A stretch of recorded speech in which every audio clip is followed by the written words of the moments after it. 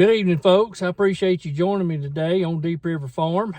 I just wanted to bring a little topic up that we're all going to be faced with, and that is it ain't going to be long the small farmer is going to be put out of business. And why is that? Well, one thing is they being taxed to death. When the older generation passes and hands it down to the kids, a lot of times in some of the states, there's a 40% death rate tax. And then you've got property taxes on the equipment that has to be paid year after year on all the tractors and all the equipment. Then you got property taxes on the land. And then if you lease any land, you've got that big fee as well.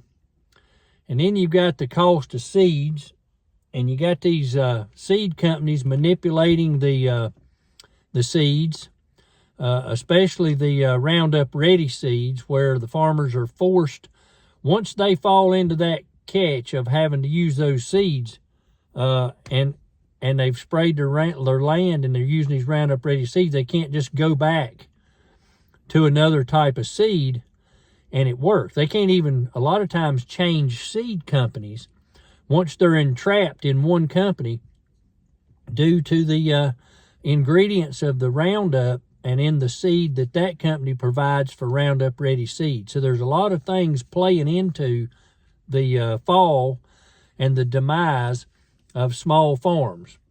And then you've got biosecurity. That's a big one. And it's gotten a lot worse.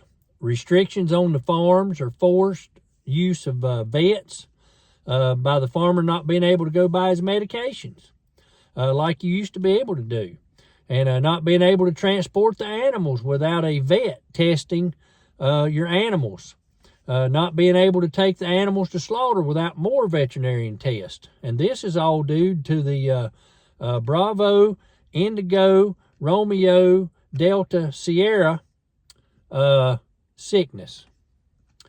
And now they have, back in 2014, the Charlie Delta Charlie group there out of Atlanta, Georgia, released this sickness that only applies to the things that fly up in the air with feathers.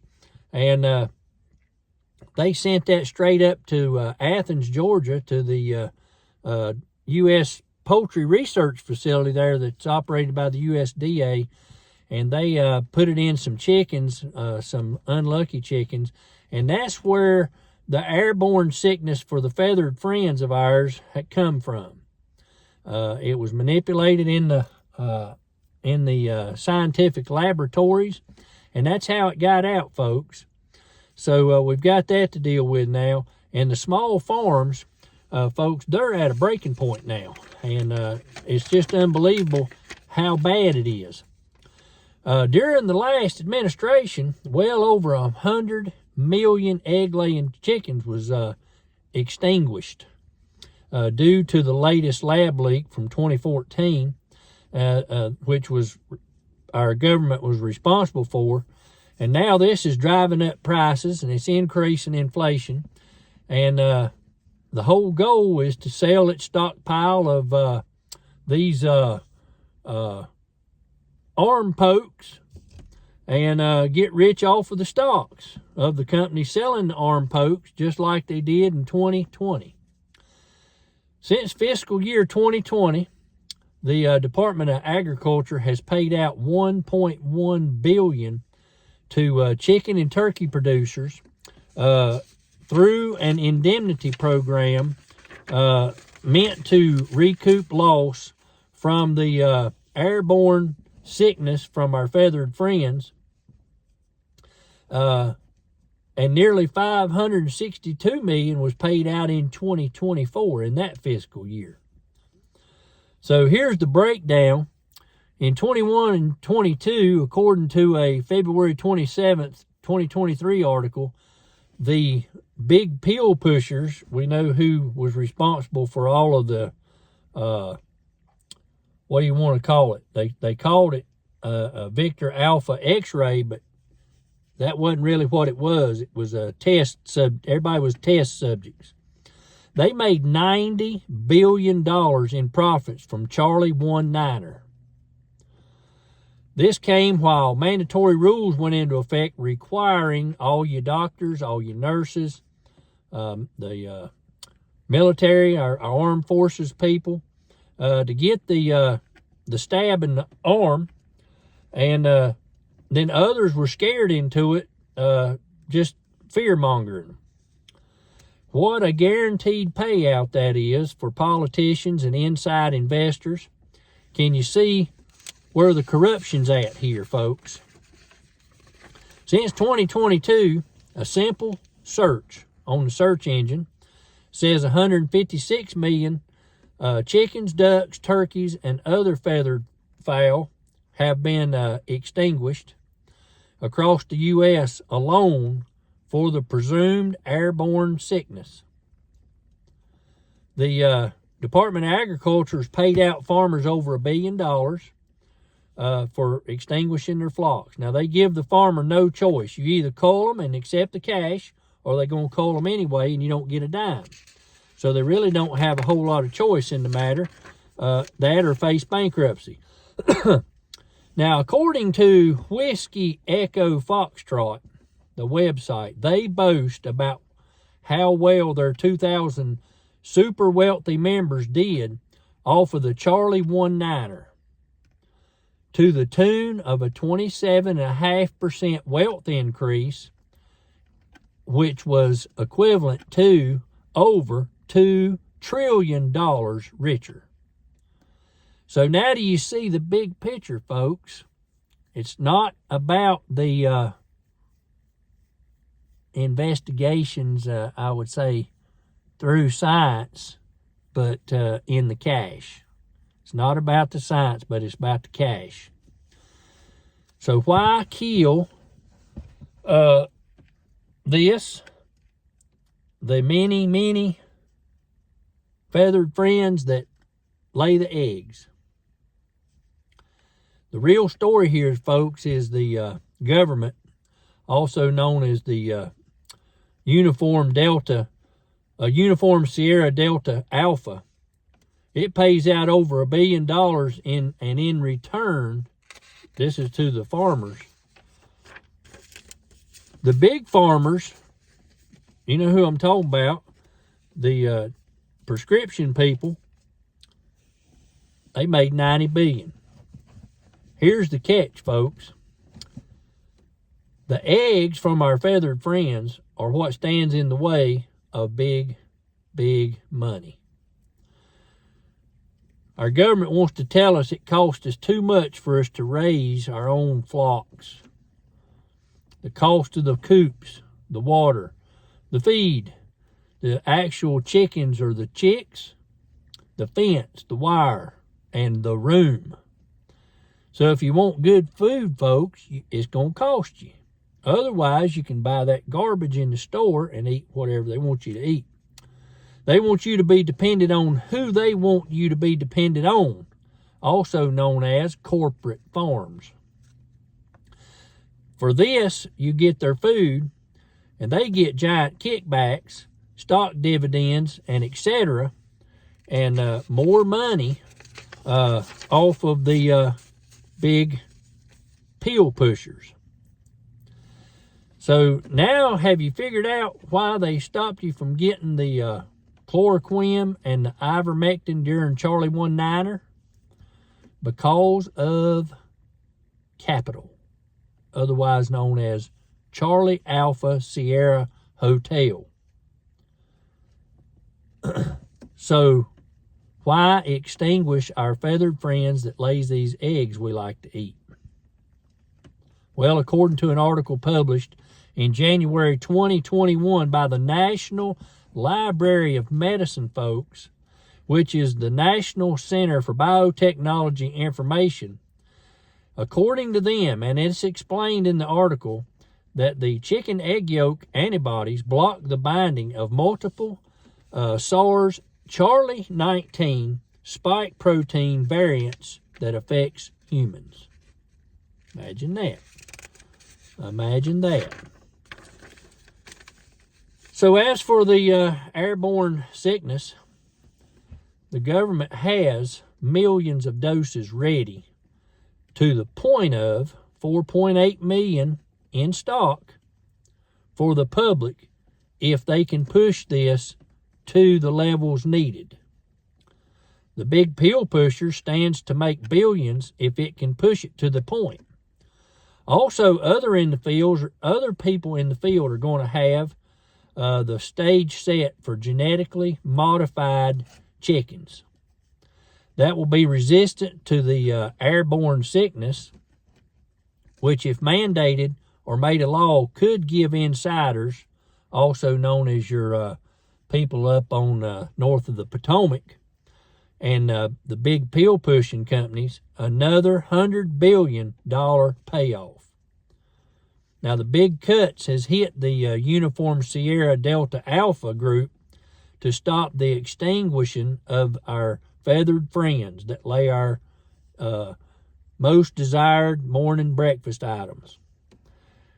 If mandated, it could wipe out your backyard feathered friends and leave only the corporate farms in business. However, some states have decided to take it on themselves to continue the previous people above the Potomac that was in prior to January 20th for the past 4 years, to continue the extinguishing of the flocks, to drive up prices, drive up inflation, and continue to push out the small farmer and individuals from growing and raising their own nutritious foods. Pennsylvania's guilty, folks. They're mandating testing of poultry statewide. Pennsylvania says they have cases on the rise.